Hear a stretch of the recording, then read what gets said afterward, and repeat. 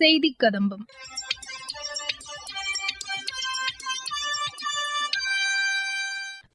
இன்றைய செய்தி கதம்பத்தில் சேலத்தில் நடைபெற்ற வேலைவாய்ப்பு விழிப்புணர்வு நிகழ்ச்சி குறித்த செய்தி தொகுப்பு மற்றும் மத்திய அரசின் சமூக வலைதள பதிவுகள் உள்ளிட்டவை இடம்பெறுகின்றன. மத்திய அரசின் சமூக வலைதள பதிவுகள். 10வது சர்வதேச மகளிர் மாநாட்டை கர்நாடகாவில் குடியரசுத் தலைவர் திருமதி திரௌபதி முர்மு தொடங்கி வைத்து இன்று உரையாற்றினார். ஜம்மு காஷ்மீரின் புல்வாமாவில் கடந்த 2019ஆம் ஆண்டு தீவிரவாத தாக்குதலில் உயிரிழந்த வீரர்களின் நினைவு தினத்தையொட்டி பிரதமர் திரு நரேந்திர மோடி வெளியிட்டுள்ள செய்தியில், நாட்டிற்காக அவர்கள் செய்த ஈடு இணையற்ற தியாகத்தை வரும் தலைமுறையினர் ஒருபோதும் மறக்க மாட்டார்கள் என்று கூறியுள்ளார். மத்திய அரசு விளையாட்டு வீரர்களை ஊக்குவிக்கும் வகையில் சர்வதேச தரத்திலான கட்டமைப்பு வசதிகளை நாடு முழுவதும் ஏற்படுத்தியுள்ளதாக உள்துறை அமைச்சர் திரு அமித் ஷா கூறியுள்ளார். மறைந்த மத்திய அமைச்சர் சுஷ்மா சுவராஜின் பிறந்த தினத்தையொட்டி மத்திய அமைச்சர் திரு மன்சுக் மாண்டவியா வெளியிட்டுள்ள செய்தியில், தேசத்திற்கான அவரது அர்ப்பணிப்பு, தன்னலமற்ற சேவை தொடர்ந்து நம்மை ஊக்கப்படுத்தும் என்றும், நாட்டின் வளர்ச்சியில் அவரது ஈடு இணையற்ற பங்களிப்பு என்றும் நினைவுகூரப்படும் என்று புகழாரம் சூட்டியுள்ளார். வாஷிங்டனில் அமெரிக்க அதிபர் திரு டொனால்டு டிரம்புடன் பிரதமர் திரு நரேந்திர மோடி நடத்திய பேச்சுவார்த்தை ஆக்கப்பூர்வமாக அமைந்திருந்ததாக தகவல் ஒலிபரப்புத்துறை இணையமைச்சர் டாக்டர் எல் முருகன் தெரிவித்துள்ளார். இரு தலைவர்களின் பேச்சுவார்த்தை இந்தியா அமெரிக்கா இடையே பல்வேறு துறைகளில் ஒத்துழைப்பை மேலும் வலுப்படுத்தும் என்றும் அமைச்சர் கூறியுள்ளார். சேலம் மாவட்டத்தில் வேலைவாய்ப்பு மற்றும் தொழில் நெறி வழிகாட்டுதல் மையத்தின் சார்பில் மத்திய மாநில அரசின் வேலைவாய்ப்பு குறித்த விழிப்புணர்வு நிகழ்ச்சி நடைபெற்றது. இதுகுறித்து எமது மாவட்ட செய்தியாளர் வழங்கும் செய்தி தொகுப்பு. ரயில்வே ஆள்சேர்ப்பு வாரியம் மூலம் குரூப் டி பதவிகளில் இருக்கும் 32,438 காலி பணியிடங்கள் நிரப்பப்படுகிறது. இதற்கான அறிவிப்பு வெளியாகியுள்ள நிலையில் மாணவர்கள் விண்ணப்பித்து வருகின்றனர். ரயில்வே ஆள்சேர்ப்பு வாரியம் மூலம் குரூப் டி பிரிவில் பான்மேன், B5, பல்வேறு பிரிவுகளில் உதவியாளர், டிராக் மெயின்டனர் உள்ளிட்ட பதவிகள் நிரப்பப்படுகிறது. ஆயிரக்கணக்கான வேலைவாய்ப்புகளை அள்ளித்தரும் வகையில் ரயில்வே துறை வெளியிட்டுள்ள அறிவிப்புகள் இளைஞர்களை கவரும் வகையில் அமைந்துள்ளன. மேலும் வரும் 22ஆம் தேதிக்குள் விண்ணப்பிக்க வேண்டிய நிலையில் இதுகுறித்த விழிப்புணர்வு ஏற்படுத்தும் விதமாக சேலம் அரசினர் தொழில் பயிற்சி நிலையத்தின் முன்னாள் பயிற்சியாளர் பேரவை மற்றும் சேலம் மாவட்ட வேலைவாய்ப்பு மற்றும் தொழில்நெறி வழிகாட்டுதல் மையத்தின் சார்பில் விழிப்புணர்வு நிகழ்ச்சி நடைபெற்றது.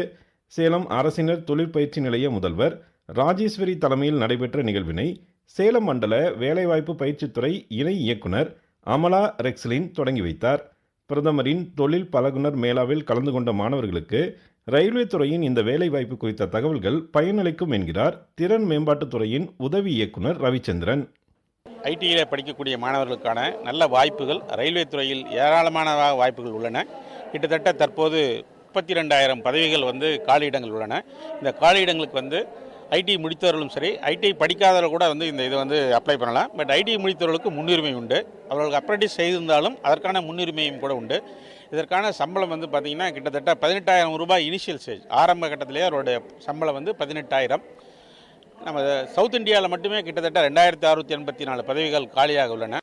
அடுத்த 3 ஆண்டுகளில் திறன்மிக்க வேலையாட்களுக்கான தேவை 1,30,00,000 அதிகரிக்கும் என இந்திய தொழில் கூட்டமைப்பு கணித்துள்ளது.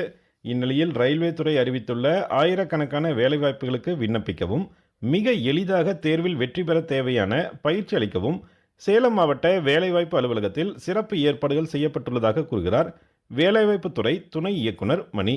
எங்களது அலுவலகத்தின் மூலமாக பல்வேறுபட்ட போட்டித் தேர்வுகளுக்கான இலவச பயிற்சி வகுப்புகள் நடைபெற்று வருகிறது. அதன் தொடர் நிகழ்வாக தற்போது ரயில்வே துறையால் அறிவிக்கப்பட்டுள்ள 32,000க்கும் மேற்பட்ட காலியிடங்களுக்கான தேர்வு நடைபெற உள்ளது. அத்தேர்வுக்கான இலவச பயிற்சி வகுப்புகள் எங்களது அலுவலகத்தின் மூலமாக துவங்கப்பட உள்ளது. இதுபோன்ற ஒரு காலியிடங்களானது இதுபோன்று எப்பொழுதுமே ரயில்வே துறையால் அறிவிக்கப்படவில்லை. அதிக எண்ணிக்கையிலான காலியிடங்கள் உள்ளன. இத்தேர்வானது மிக எளிதாக மாணவர்களால் தேர்ச்சி பெறக்கூடிய மிக எளிதான தேர்வாகும். 6ஆம் வகுப்பு முதல் 10ஆம் வகுப்பு வரை பயின்ற மாணவர்கள் இத்தேர்வை எளிதாக எதிர்கொள்ளலாம்.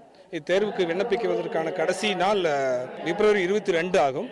அதற்குள் மாணவர்கள் எளிதாக விண்ணப்பிக்கும் வகையில் எங்களுடைய அலுவலகத்தில் அதற்கான கவுண்டர்ஸ் நாங்கள் அமைச்சிருக்கோம். விண்ணப்பிக்க வேண்டும் என்று மாணவர்கள் நினைத்தால் உடனடியாக எங்களுடைய அலுவலகத்தை அணுகினால் எளிதாக விண்ணப்பித்து அவர்களுக்கு வழங்கப்படும்.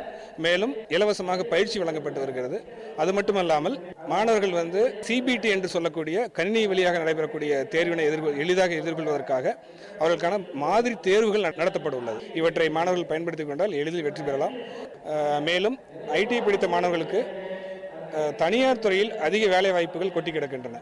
ரயில்வே துறையில் மிகப்பெரிய வேலைவாய்ப்புக்கான கதவு திறக்கப்பட்டுள்ள நிலையில் அதில் வெற்றிகரமாக நுழைவதற்கான பயிற்சியையும் முயற்சியையும் இளைஞர்கள் முழு வீச்சில் மேற்கொள்ள வேண்டும் என்கிற எதிர்பார்ப்பு எழுந்துள்ளது.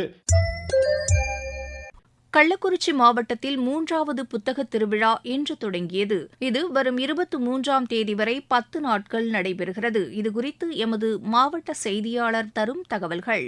கள்ளக்குறிச்சி மாவட்டம் கள்ளக்குறிச்சி நகராட்சி துருகம் சாலை விஎம் திடலில் பள்ளி கல்வித்துறை மற்றும் பொது நூலக இயக்கம் இணைந்து நடத்திய 3வது கல்லை புத்தக திருவிழாவினை மாவட்ட ஆட்சியர் MS பிரசாந்த் தலைமையில் மாண்புமிகு பொதுப்பணிகள் நெடுஞ்சாலைகள் மற்றும் சிறு துறைமுகங்கள் துறை அமைச்சர் யாவாவேலு குத்துவிளக்கு ஏற்றி தொடங்கி வைத்தார்.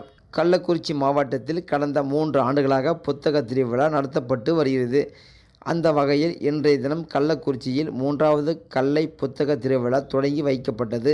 இந்த புத்தக திருவிழா இன்று 14/2/2025 தொடங்கி 23/2/2025 வரை தொடர்ந்து 10 நாட்கள் நடைபெற உள்ளது. இந்த புத்தக திருவிழாவில் தினசரி தலைச்சிறந்த பேச்சாளர்கள் கலந்து கொண்டு பல்வேறு தலைப்புகளில் உரையாற்ற உள்ளனர். பொதுமக்களிடையே புத்தக வாசிப்பை மக்கள் இயக்கமாக எடுத்து செல்லும் வகையில் சென்னை புத்தக திருவிழாவை போன்று அனைத்து மாவட்டங்களிலும் புத்தக கண்காட்சி நடத்த தமிழக அரசு உத்தரவிட்டது.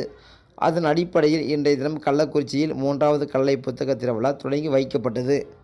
வீட்டு வசதி கண்காட்சியை இன்று சென்னையில் தொடங்கி வைத்து உரையாற்றினார் தமிழக முதலமைச்சர் திரு மு.க. ஸ்டாலின். அவர் பேசும்போது, தமிழ்நாடு முழுவதும் நகரம் கிராமங்களை மேம்படுத்த 10 மண்டல திட்டங்களும் தயாரிக்கப்பட்டு வருது. கோயம்புத்தூர், மதுரை, ஓசூர், சேலம், திருப்பூர், திருச்சிராப்பள்ளி, வேலூர் மற்றும் திருநெல்வேலியை உள்ளடக்கின 136 நகரங்களுக்கும் திட்டம் தயாரிக்கப்பட்டு வருது. ஓசூருக்கான முழுமை திட்டமும் சமீபத்தில் வெளியிடப்பட்டிருக்கு. கோயம்புத்தூர் மற்றும் மதுரைக்கான முழுமை திட்டம் அடுத்த மாதத்திற்குள் வெளியிடப்படும் என்பதை நான் தெரிவித்துக் கொள்கிறேன்.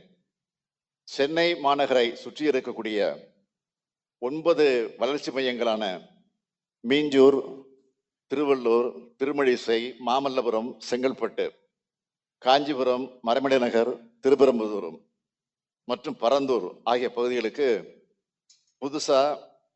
புதுநகர் வளர்ச்சி திட்டங்கள் தயாரிக்கப்பட்டு வருது. புதுநகர் திட்டங்களோட நோக்கம் என்ன என்றால், சென்னையோட நெரிசலை குறைக்கணும், பொருளாதார மையங்களை உருவாக்கணும், போக்குவரத்து இணைப்புகளை ஏற்படுத்தணும், சென்னை மாநகரை சுற்றி இருக்கக்கூடிய பகுதிகளில் நிலையான வளர்ச்சியை உறுதி செய்யணும். இதுதான் நோக்கம். தமிழ்நாட்டில் இருக்கக்கூடிய ஏழை எளிய மக்கள், பொருளாதாரத்தில் நலிவுற்ற பிரிவினர், நடுத்தர வர்க்க மக்கள் ஆகிய அனைவரின் சொந்த வீடு கட்டும் கனவையும் நனவாக்க 22/7/2024 அன்று உடனடி ஒப்புதல் பெறக்கூடிய வகையில் சுயசான்றிதழ் திட்டத்தை அறிமுகப்படுத்தியுள்ளோம். இந்த திட்டத்தின் வாயிலாக 2500 சதுரடி கொண்ட மன இடத்துல 3500 சதுரடி கட்டப்பரப்பு வரைக்கும் தரைத்தளம் மற்றும் முதற்தளம் கொண்ட குடியிருப்பு கட்டடங்களுக்கு எந்த அரசு அலுவலகங்களுக்கும் போகாம மக்கள் வீட்டில் இருந்தபடியே சுயசான்றிதழ் முறையில் அனுமதி பெற வழிவகை செய்யப்பட்டிருக்கு. இந்த திட்டத்தின் கீழ் கட்டப்படுகிற குடியிருப்பு கட்டடங்களுக்கு கட்டட முடிவுற சான்று பெறுவதில் இருந்து விலக்களிக்கப்பட்டதில்ல. முன் அனுமதிக்கப்பட்ட 100 கட்டட திட்டங்களை பதிவேற்றி இந்த செயல்முறையை மேலும் செம்மைப்படுத்தி எளிமையாக்குவதற்கான முயற்சிகளில் வீட்டு வசதித்துறை தற்போது மேற்கொண்டு வருது.